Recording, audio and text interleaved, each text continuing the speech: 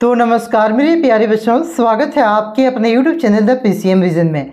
प्यारे बच्चों, आज के इस वीडियो के माध्यम से हम लोग क्लास 12 हिंदी कोर के VVI MCQ प्रश्नों को डिस्कस करेंगे, जो कि आप सभी के बोर्ड एग्जाम की दृष्टि से काफ़ी ज़्यादा इंपॉर्टेंट है और यहाँ से बहुत सारे क्वेश्चन आप सभी के बोर्ड एग्जाम में डायरेक्ट देखने को मिलेगा। तो वीडियो पे आप लोग अंत तक बने रहें और चैनल पे पहली बार आए तो चैनल को सब्सक्राइब जरूर कीजिएगा। तो चलिए देखते हैं एक एक करके सारे प्रश्नों को। तो देखिए, पहला जो क्वेश्चन है आपका कि भक्तिन पाठ किसके द्वारा रचित है, यानी कि भक्तिन पाठ किसने लिखा है, तो ये आपका महादेवी वर्मा ने लिखा है। ऑप्शन नंबर ए इसका करेक्ट आंसर होगा। उसके बाद देखिए अगला क्वेश्चन आपका कि भक्तिन पाठ की लेखिका महादेवी वर्मा किस युग की कवित्री है, तो भक्तिन पाठ की लेखिका महादेवी वर्मा आपका छायावादी युग की कवित्री है। ऑप्शन नंबर ए इसका करेक्ट आंसर होगा। उसके बाद देखिए अगला क्वेश्चन है आपका कि भारत सरकार ने महादेवी वर्मा को किस पुरस्कार से सम्मानित किया है, तो भारत सरकार ने महादेवी वर्मा को पद्म भूषण से सम्मानित किया है। ऑप्शन नंबर 2 इसका करेक्ट आंसर होगा।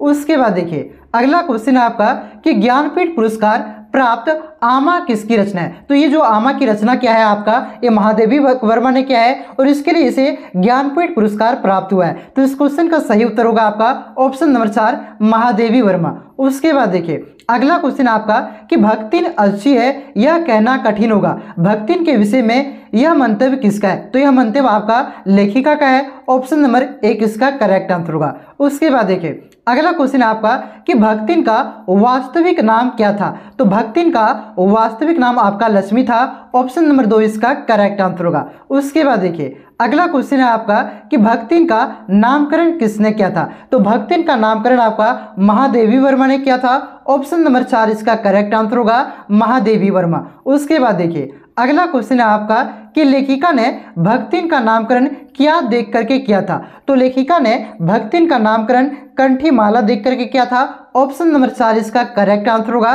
कंठी माला। उसके बाद हम लोग अगले क्वेश्चन की ओर आते हैं। देखिए आपका अगला क्वेश्चन है कि भक्तिन का नाम लक्ष्मी था परंतु धन एवं समृद्धि उससे कोसों दूर थी, इस कारण वह क्या करती थी। देखिए भक्तिन का वास्तविक नाम क्या था, तो लक्ष्मी था, लेकिन जो इसकी आर्थिक स्थिति थी जस्ट इसका उल्टा था। इस वजह से वो क्या करती थी, अपने जो वास्तविक नाम है इसको लोगों से छुपाती थी। ठीक है, तो इस क्वेश्चन का सही उत्तर हो जाएगा आपका ऑप्शन नंबर 2 अपना वास्तविक नाम लोगों से छुपाती थी। उसके बाद देखिए अगला क्वेश्चन है आपका कि भक्तिन सेवक धर्म में किससे स्पर्धा करने वाली है, तो भक्तिन सेवक धर्म में आपका हनुमान से स्पर्धा करने वाली है। ऑप्शन नंबर 1 इसका करेक्ट आंसर होगा। उसके बाद देखिए अगला क्वेश्चन है आपका कि कोयले की मोटी रेखा द्वारा सीमांकित दुर्लभ चौके के भीतर का साम्राज्य किसका था, तो ये आपका भक्तिन का था। ऑप्शन नंबर 2 इसका करेक्ट आंसर होगा।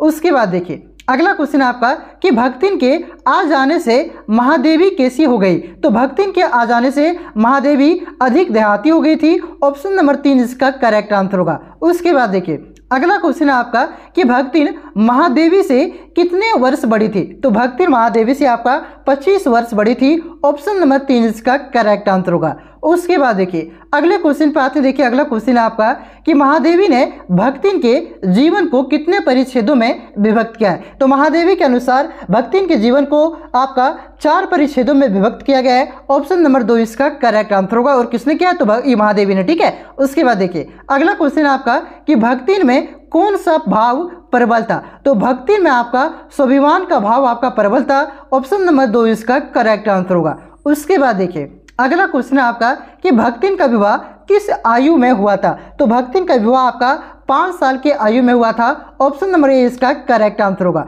उसके बाद देखिए अगला क्वेश्चन है आपका कि भक्तिन कितनी वर्ष की अवस्था में विधवा हो गई थी, तो भक्तिन आपका 29 वर्ष की अवस्था में विधवा हो गई थी। ऑप्शन नंबर 2 इसका करेक्ट आंसर होगा। चलिए हम लोग अगले क्वेश्चन पे आते हैं। देखिए आपका अगला क्वेश्चन है कि भक्तिन को अपने पिता की मृत्यु का पता कब चला था, तो भक्तिन को अपने पिता की मृत्यु का पता अपने पिता के घर जाने पर पता चला था।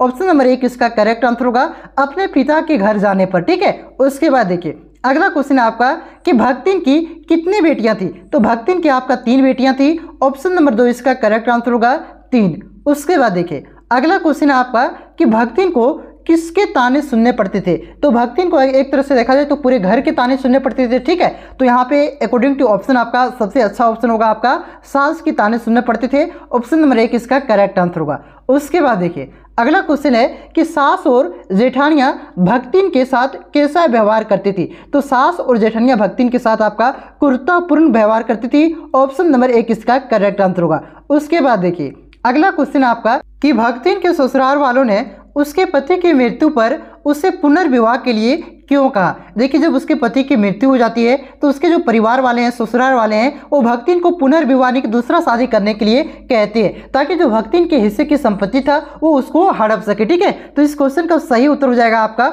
ऑप्शन नंबर 2, ताकि वे भक्तिन के घर के संपत्ति को हथिया सके। ठीक है, ऑप्शन नंबर 2 इसका करेक्ट आंसर होगा। उसके बाद देखिए अगला क्वेश्चन आपका कि भक्तिन किसके लिए लड़ाई लड़ती रही। तो भक्तिन अपने बेटियों के हक के लिए लड़ाई लड़ती रही थी। ऑप्शन नंबर 4 इसका करेक्ट आंसर होगा, अपनी बेटियों की हक के लिए। उसके बाद देखिए अगला क्वेश्चन आपका कि गांव के जमींदार ने भक्तिन को एक दिन धूप में खड़ा क्यों रखा था। तो इसलिए रखा था क्योंकि भक्तिन ने अपना लगान नहीं पहुंचाया था। तो ऑप्शन नंबर 2 इसका करेक्ट आंसर होगा, लगान के कारण। ठीक है, इस वजह से क्या किया था, गांव के जो जमींदार थे उन्होंने भक्तिन को एक दिन धूप में खड़ा रखा था। उसके बाद देखिए अगला क्वेश्चन है आपका कि भक्तिन के जेठानियों के लालों की तुलना किससे की जाती थी। यानी कि जो भक्तिन के जेठानियों की जो वहाँ पे आपके बेटे थे उसकी तुलना किससे की जाती थी। तो उसकी तुलना आपका काक भसूड़ी से की जाती थी। ऑप्शन नंबर 2 इसका करेक्ट आंसर होगा। उसके बाद देखिए अगला क्वेश्चन है आपका कि लड़की ने तीतरबाज वर की खूब धुलाई की, किंतु गांव की पंचायत ने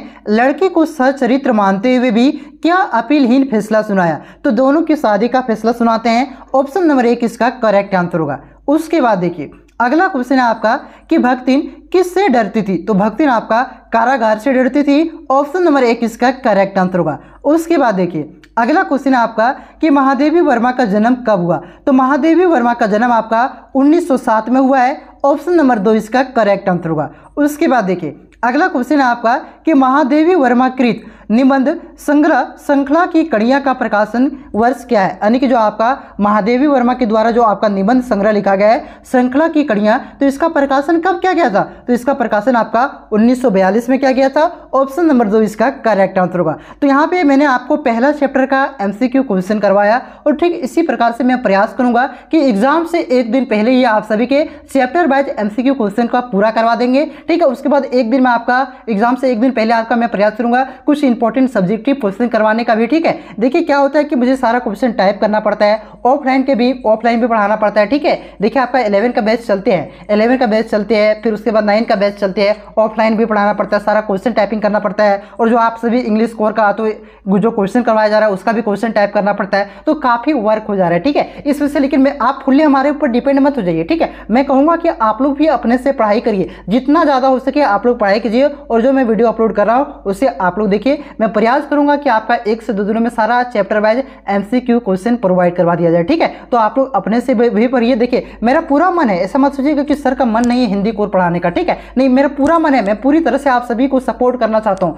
लेकिन देखिए ऑफलाइन को भी देखना पड़ता है, इंग्लिश कोर्स का भी टाइपिंग करना पड़ता है और आप लोगों को भी पढ़ाना पड़ता है। ठीक है, तो इस वजह से थोड़ा काफ़ी ज़्यादा बिजी है, तो मैं प्रयास कर रहा हूँ कि आप सभी का फुल सपोर्ट करूँ, आप सभी का फुल मदद करूँ।